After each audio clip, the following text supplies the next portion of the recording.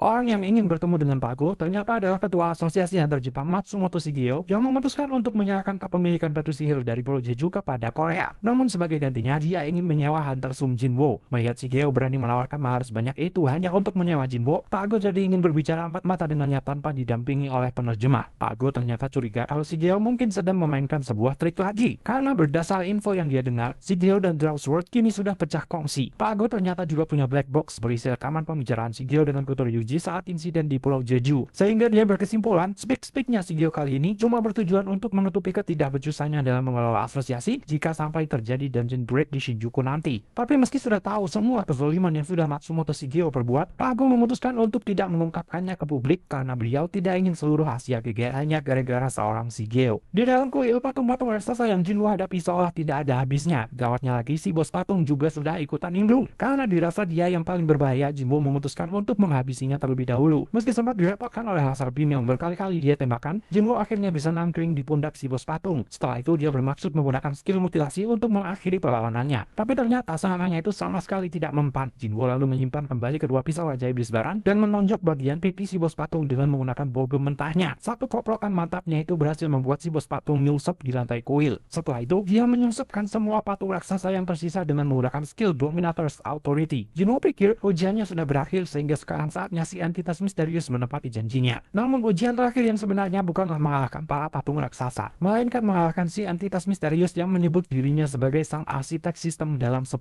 menit. Dengan persenjataan lengkap, agen Jinchul datang ke lokasi munculnya Dungeon Ganda bersama dengan 7 hunter elit dari asosiasi. Namun baru sampai di depan gate saja, agen Jinchul sudah bisa merasakan kengerian yang menunggunya di dalam dungeon. Oleh karena kebetulan serikat hunter sedang akan melakukan penyerbuan di wilayah yang dekat dengan TKP, agen Jinchul memutuskan memberi mereka misi darurat untuk membantunya menangani masalah dungeon ganda terlebih dahulu. Sementara itu di dalam dungeon, pertarungan antara Sung Jinwo versus sang arsitek akhirnya dimulai. Dengan kekuatan dan kecepatannya, sang arsitek benar-benar membuat Jinwo terlihat kewalahan. Namun melihat Jinwo masih mampu memberi perlawanan, sang arsitek merasa sangat terkesan karena Jinwo sudah melampaui ekspektasinya. Karena kalah dalam pertarungan jarak dekat, Jinwo yang masih punya banyak pertanyaan untuknya memutuskan untuk menjaga jarak. Tapi siapa sangka sang arsitek juga bisa menggunakan skill Monarch Authority sama seperti dirinya. Sang arsitek kemudian bilang mau dirinya dihabisi atau dibiarkan hidup, pada akhirnya nanti Jinwo tetap akan mendapatkan jawaban yang dia cari. Sang arsitek bilang yang memilih Jinwo bukanlah dirinya, bahkan dia sendiri menentang keputusan tersebut. Namun dia tidak bisa berbuat banyak karena rancangan sistemnya itu sangat sempurna. Nah, karena waktu terus berjalan, Jinwo dan sang arsitek memutuskan untuk bertempur habis-habisan di waktu yang tersisa. Saat itulah Jinwo menyadari kalau indera di seluruh tubuhnya terasa semakin menguat, sampai-sampai dia bisa merasakan pergerakan setiap senjata yang diayunkan oleh sang arsitek yang tangannya banyak sekali. Sang arsitek jelas bingung, meski sudah menggunakan seluruh kekuatannya, kenapa Jinwo masih bisa menghindari setiap serangannya. Dan begitu tangan-tangan palsunya berhasil dipatahkan, sang arsitek mulai tahu alasan kenapa Jinwo yang terpilih. Meski sedikit, tetapi sang arsitek merasakan kalau entitas yang memesan sistemnya itu ternyata bisa menyatu di dalam tubuhnya Jinwo. Karena mulai merasa terintimidasi, sang arsitek kemudian membangkitkan lagi patung-patung raksasanya. Namun Jinwo benar-benar gila-gilaan dalam 3 menit waktu yang tersisa, hingga akhirnya leher sang arsitek berakhir di ujung pedangnya.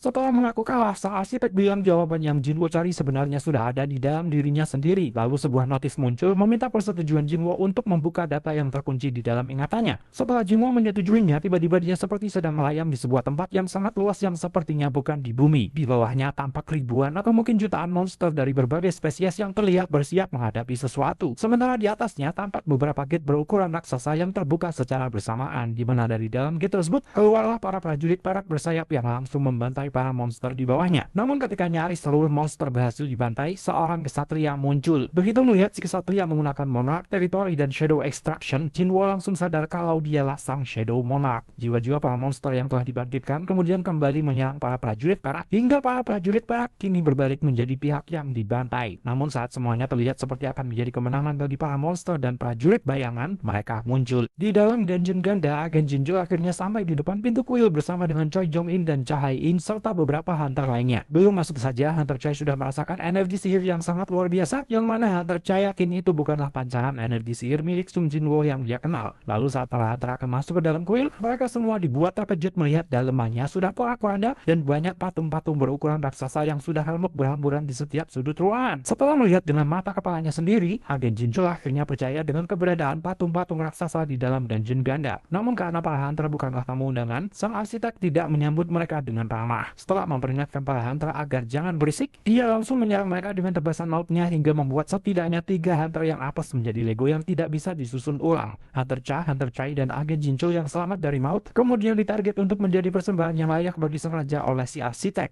Di dalam memorinya, Jinwo melihat sang Shadow Monarch dihadang oleh pasukan dari klan iblis yang dipimpin oleh sang Raja Iblis dan pasukan dari klan binatang buas yang dipimpin oleh seekor serigala putih raksasa yang keluar dari 2 gate yang berbeda. Sementara di dalam dungeon ganda, para healer terlihat masih berusaha keras mengobati para hunter yang sudah dibikin menjadi Lego oleh si arsitek. Di waktu yang sama, para patung raksasa yang sebelumnya sudah dibikin remuk oleh Jinwo terlihat bangkit lagi dan bagian tubuh mereka mulai menyatu kembali. Sang arsitek kemudian pidato, barang siapa yang masih bertahan sampai semua bonekanya hancur akan diberi kesempatan untuk menyaksikan kebangkitan kembali sang monark. Lalu tanpa aba-aba lebih lanjut, patung sang Raja Iblis langsung menembakkan laser pemusnah massal dari kedua matanya. Dan meski ada 2 hunter level S yang ikut dalam pertempuran itu, kekuatan mereka sama sekali tidak berguna di hadapan boneka-bonekanya si arsitek. Karena merasa tidak ada jalan lain, Hunter Choi memutuskan untuk menembakkan sihir apinya ke arah Jinwo untuk menyadarkannya jika memang kesambet. Namun sang arsitek tentu saja menghalanginya. Gara-gara tembakannya ke arah Jinwo, Hunter Choi langsung menjadi sasaran kemarahan si arsitek. Agen Jincho dan beberapa hunter yang lain yang berhasil menahannya lalu menyuruh Hunter Choi untuk segera membangunkan Jinwo. Jinwo-nya sendiri masih menyaksikan kebrutalan koalisi klan iblis dan klan binatang buas yang berhasil menyudutkan pasukan bayangannya sang Shadow Monarch di dalam memorinya. Jinwo bingung jika itu adalah pertempuran antara para monster versus prajurit perak. Kenapa klan iblis dan klan binatang buas malah menyerang pasukan Shadow Monarch? Meski begitu, pada akhirnya sang Shadow Monarch tetap memenangkan pertempuran dan sang Raja Iblis berhasil dibuat bertekuk lutut di hadapannya. Walaupun sebenarnya sang Monarch tidak ingin membunuh sang Raja Iblis, tetapi mendengar si Raja Iblis mengatakan sesuatu, dia terlihat terprovokasi dan langsung menghabisinya. Saat menatap mata lawan yang ternyata adalah Raja Iblis Barat, Jinwo tiba-tiba sudah bertukar tempat dengan sang Shadow Monarch. Saat itulah Jinwo akhirnya sadar, di dalam dadanya ada jantung sang Shadow Monarch. Setelah sadar kalau dirinya adalah sang Shadow Monarch, Jinwo menatap tajam ke arah prajurit perak yang kembali muncul di langit.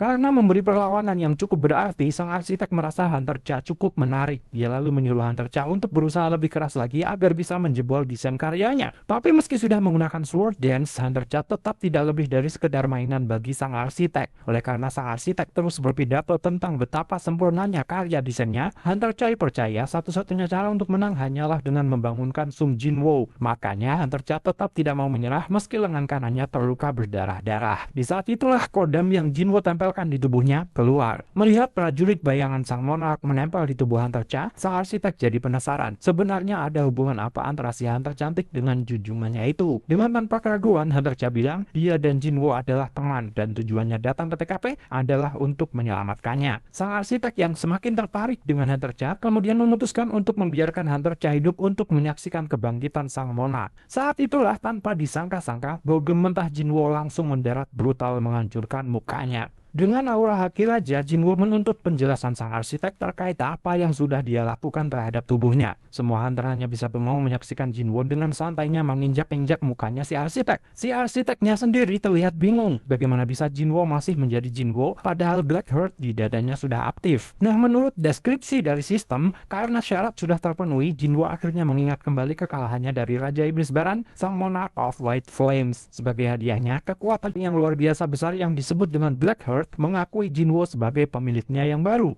Melihat betapa bingungnya si cecungup itu, Jinwo jadi yakin kalau semua yang telah terjadi pasti tidak sesuai dengan desain awal dari si arsitek, dan Black Heart yang ada di dadanya tidak seharusnya ada untuk melipat gandakan kekuatannya. Namun karena data yang berhasil dia unlock belum semuanya, Jinwo masih belum bisa menyimpulkan apapun. Jinwo lalu mengungkit perkataan sang arsitek yang sempat bilang kalau sebenarnya dia menolak terpilihnya Jinwo sebagai player. Jadi apa itu sebenarnya player? Menyadari adanya anomali di dalam sistemnya, si arsitek curiga kalau sejak awal Shadow Monarch memang berniat untuk berkhianat. Tapi apa peduli Jinwo? Dia hanya butuh jawaban dari si arsitek yang justru malah membangunkan lagi boneka-bonekanya meski sudah ditodong dengan berbagai macam golok koleksinya Jinwo. Si arsitek lalu berniat menggertak, tapi Jinwo keburu menggertaknya balik dengan mengatakan kalau sistem yang sudah eksis pasti tidak akan rusak meski kreatornya mati. Sadar kalau Jinwo tidak bisa dikadali lagi, si arsitek mencoba menanganinya dengan cara coding manual. manual, tapi siapa sangka aksesnya sebagai administrator langsung ditolak oleh sistem. Jinwo yang sedari awal memang sudah bertekad ingin mengangkangi sistem, kini benar-benar berhasil merealisasikannya. Setelah itu, tamatlah riwayat si arsitek dirica-rica oleh Jinwo dengan menggunakan semua golok dan pisau yang ada di inventorinya. Dalam sakaratul mautnya, si arsitek mengutuk Jinwo dengan sebuah kutukan yang bunyinya, "Saat pilar api menopang langit, kematian yang tidak terelakkan lagi akan datang menemuimu."